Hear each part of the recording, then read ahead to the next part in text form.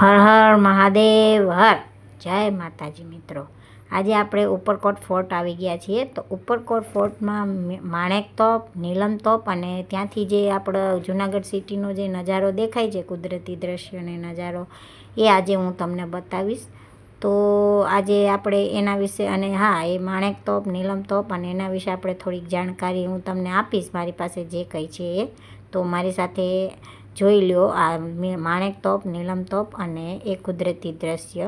અને હા મિત્રો, મારી ચેનલમાં જો નવા હોવ તો મારી ચેનલને લાઈક કરો, શેર કરો અને સબસ્ક્રાઈબ કરવાનું ભૂલતા નહીં, અને બેલ આઇકન જરૂરથી દબાઈ દેજો મિત્રો। તો મિત્રો, આ છે માણેક તોપ કે જે 2.4 મીટર લાંબી આ માણેક તોપ પંચધાતુની બનેલી છે। એ નીલમ તોપના સાથે જ આ તોપ પણ દીવથી જૂનાગઢ લાવવામાં આવી છે। બનાવટમાં થોડી જુદી પડતી પણ આ તોપનું મુખ બહારથી 26 સેન્ટીમીટર અને અંદરથી 12 સેન્ટીમીટર છે। જોઈ લો મિત્રો, તમે જોઈ શકો છો એ માણેક તોપ છે મિત્રો। આગળના ભાગની ગોળાઈ 78 સેન્ટીમીટર છે અને પાછળના ભાગે તેનો વ્યાસ 35 સેન્ટીમીટર છે। તમે જોઈ શકો છો મિત્રો, આજુબાજુમાં જો લોકો ફોટોગ્રાફી કરાવતા રહ્યા છે મિત્રો। પાછળના ભાગે 3 રીંગો અને આગળના ભાગે 2 રીંગો છે।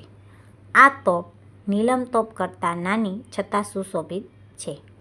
આ તોપ લગભગ 500 વર્ષ જેટલી જૂની હોવાની સંભાવના છે। તો મિત્રો, આ હતી આપણી માણેક તોપ। હવે આવે છે એ નીલમ તોપ છે મિત્રો।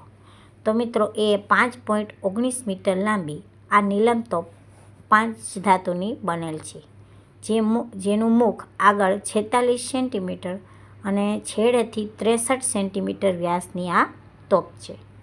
આ તોપના ઉપર 40 સેન્ટીમીટર લાંબા અને 60 સેન્ટીમીટર પહોળો એવો અરબી ભાષામાં કોતરેલો લેખ છે। આ મિત્રો તમે જોઈ શકો છો એ નીલમ તોપ છે। હિજરી સન 937 એટલે કે ઈસવીસન 1529માં આજના ઈરાનના હમજાના પુત્ર મુહમ્મદ અને અરબસ્તાનના શાહ સલીમના પુત્ર સુલતાન સુલેમાને આ તોપ ખુદાના કામ માટે બનાવવામાં ફરમાન કર્યું હતું। ઈસવીસન 1538માં દીવના પોર્ટુગીઝ ઉપર ગુજરાતના સુલતાન દ્વારા ચડાઈ કરવામાં આવી, ત્યારે અરબી સુલેમાન આ તોપ દીવમાં મૂકી ગયેલા।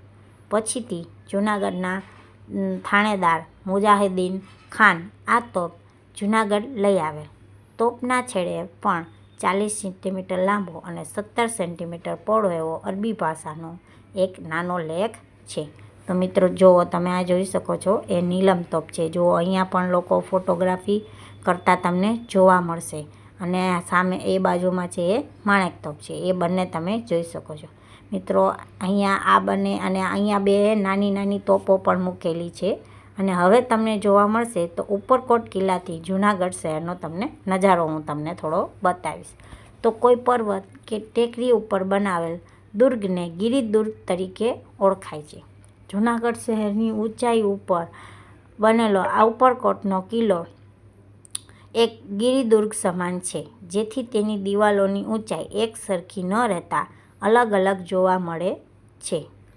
જેમાં કિલ્લાની આ જગ્યા જૂનાગઢની જમીની સ્તરથી આશરે 20 મીટર જેટલી ઊંચાઈ પર સ્થિત છે, જે ઉપરકોટ કિલ્લાની દિવાલનું સૌથી ઊંચાઈ પર આવેલ સ્થાનમાંનું એક છે, જે મુખ્ય પ્રવેશદ્વારની બિલકુલ નજીક જ હોવાથી સુરક્ષાની દૃષ્ટિએ પણ ખૂબ મહત્ત્વનું સ્થાન ધરાવે છે। અહીંથી કિલ્લાના અને જૂનાગઢ શહેરના મોટા ભાગના ક્ષેત્ર પર નજર રાખી શકાય છે। જોઈ લો મિત્રો, સામે તમે જુઓ છો એ ઉપરકોટ ફોર્ટ લખેલું દેખાય છે। લોકો ત્યાં ઊભા રહીને ખૂબ જ ફોટોગ્રાફી કરે છે, અને અહીંથી આખા જૂનાગઢ શહેરનો નજારો તમે જોઈ શકો છો। અને સાથે સાથે અહીંથી આ કિલ્લાની પણ નજર રાખી શકાય છે, અને બધું જ તમે નજર રાખી શકો છો જૂનાગઢ શહેરની, અને બધું જ દેખાય છે। એટલે એ રીતે આ કિલ્લો બનાવેલો છે કે જેથી એ લોકો પહેલાંના સમયમાં અહીંથી નજર રાખી શકતા હતા, સૈનિકો અહીંયાથી ઊભા રહીને નજર રાખી શકતા હતા। અને હમણાં રિનોવેશન પછી મિત્રો આ બનાવેલ છે ઉપરકોટ ફોર્ટ, કે જેથી કરીને લોકો અહીંયા ઊભા રહીને ફોટોગ્રાફી કરી શકે। તો મિત્રો, આવા જ અમારા વિડીયો જોવા માટે અમારી ચેનલને લાઈક કરો, શેર કરો અને સબસ્ક્રાઈબ કરો અને બેલ આઇકન દબાવવાનું ભૂલતા નહીં, જેથી કરીને નવા વિડીયો તમને વહેલા જોવા મળી શકે.